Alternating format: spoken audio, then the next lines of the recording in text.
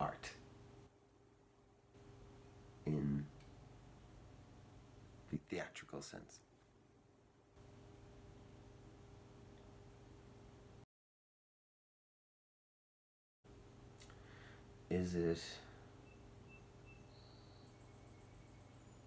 Is it holding a mirror up to society? Is it the replication of nature? Is it pursuit of truth? Is it commentary on social issues? Is it logical? Is it chaos? Is it expression? Is it self-expression? Is it fair? Is it justified?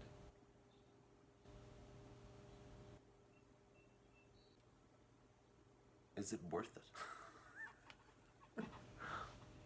Is it virtuousness? Is it absurd?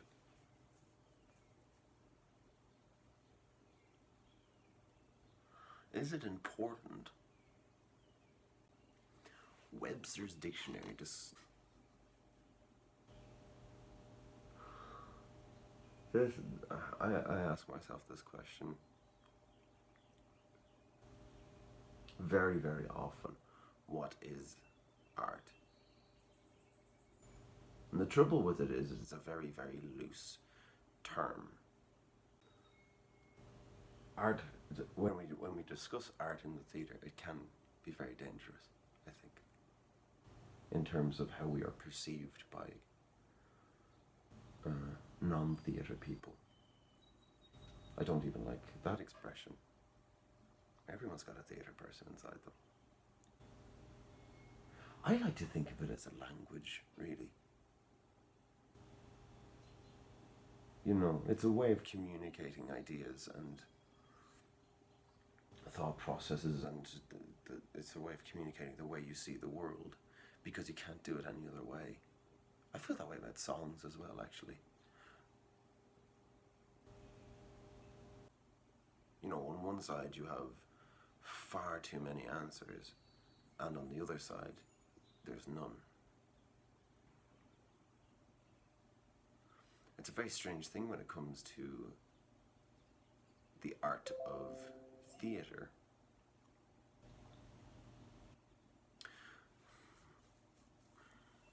I think there are theatrical professions that are artistic.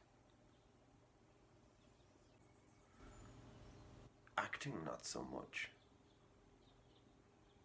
If we're going by the idea that it is expression. And I only say that because I'm not expressing myself on stage. I'm expressing the character that has been written by the author. Unless I write the show myself, you know. I don't know. It's a weird thing. I think once the actor and the director meet, they can create an art form together, but I think by themselves they're not artists. Again, that's if we're saying that art is self-expression. Whenever I ask myself this question of what is art, the first thing that pops into my head all the time is those cave paintings from Western Europe, Franco-Canadian region, I can't remember, but they're 44,000 years old. 44,000 years old these cave paintings are, and they're stunning. They're absolutely stunning.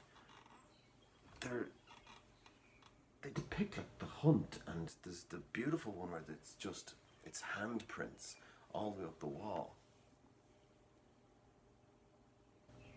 And what pops up for me then is I completely forget about the question, what is art? And I start thinking, why did they do that? Why did they start? Why did we start expressing ourselves that way? And probably when the first person did it, they didn't realize that they were expressing themselves. Maybe they just wanted to lighten the cave up a little bit. It's a bit dull in here. We need something on the walls other than rocks. I like outside a lot more. Let's put outside inside. I miss the bulls, Daddy. Can we put bulls on the walls? I want to express myself, Mum. Here, take some chalk and fuck off.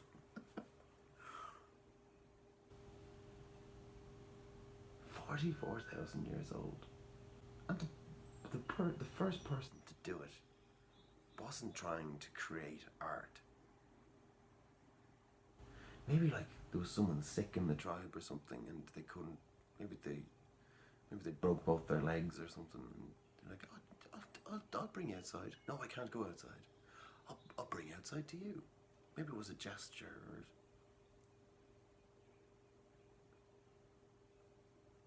I don't think we're capable of doing that and just sitting down and doing something. It makes much more sense to me that we do it for other people versus doing it for ourselves. You know? It was a form of storytelling. Maybe there was a deaf child 44,000 years ago. They couldn't communicate, so they drew it out for them. No, they certainly didn't do it to last. I'm sure they weren't thinking, this will be here 44,000 years from now. Ha ha ha ha ha.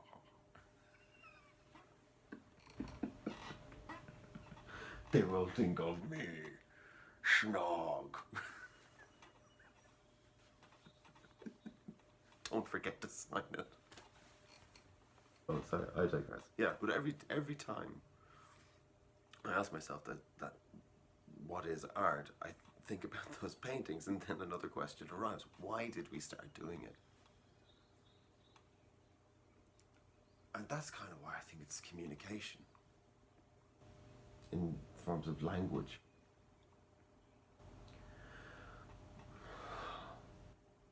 It's almost like you're saying, hey, it's an invitation. That's what art is in the theatre. It's an invitation into this world. It's like, come on in, I need to show you something. Come in for a cup of tea and a chat. That's it. Art in the theatre is an invitation into another dimension. And it can't be forced on you. You fucking know what? That's why they say that if your first experience at the theatre is a bad one, that you're more than likely never to go back. Because they feel it was forced on them. Probably. There's rules to observing the theatre. You can't leave until an intermission. You know, you can't stand up or you'll fucking distract someone. You can't walk to the bar because you'll trip and everyone will see you. You know, you have to stay put until there's an opportunity for you to leave. Until the theatre is like, intermission, you can go now. There is this like set of rules that have to be followed, and you don't get that in any other art form really. If you go to a gallery and you don't like the exhibition, you just fuck off out of there. If you go to a concert and you don't like the music, you leave. But neither one of those stops you from liking music or liking painting. Come on inside and tell me what you think. You know, maybe that's it. That sounds super douchey. I'm very aware of Whenever I'm directing, I always say two things to the cast, which is I don't tolerate apologies in the rehearsal room, and also I don't tolerate artistic pompous. And the funny thing about it is we're all in danger of seeming very pompous. I'm sure I've come across very pompous in a few of these videos. I'm sure I've done it in conversation, and you know, I think that might be because the theatre people are, you know, oh, you're a theatre kid. You know, we don't get the opportunity to discuss our work or our passions unless we're around each other. So when we get the opportunity to talk about it, we're very like, let me tell you what I think. Here's my ideas. Oh, it's the clouds, it's the sky, it's fucking beautiful. It's like looking into a rosebud. Like if theatre is your church, then you should probably go once in a while. Anyway, I think I'm gonna go by that from now on. Theatre is, in an artistic sense, an invitation. It's gentle. It's not.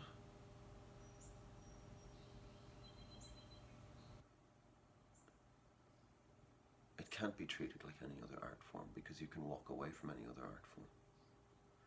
But we're always surrounded by music. We're always surrounded by paintings and photographs and statues and sculptures and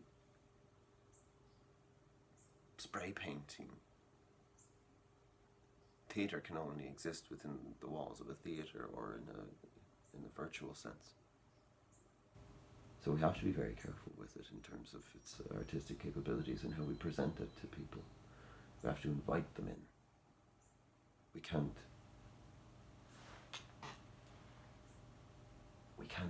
play the theatre like a song, and we can't paint it like a painting. We can't paint it with a brush. Oh my god, that sounds super douchey.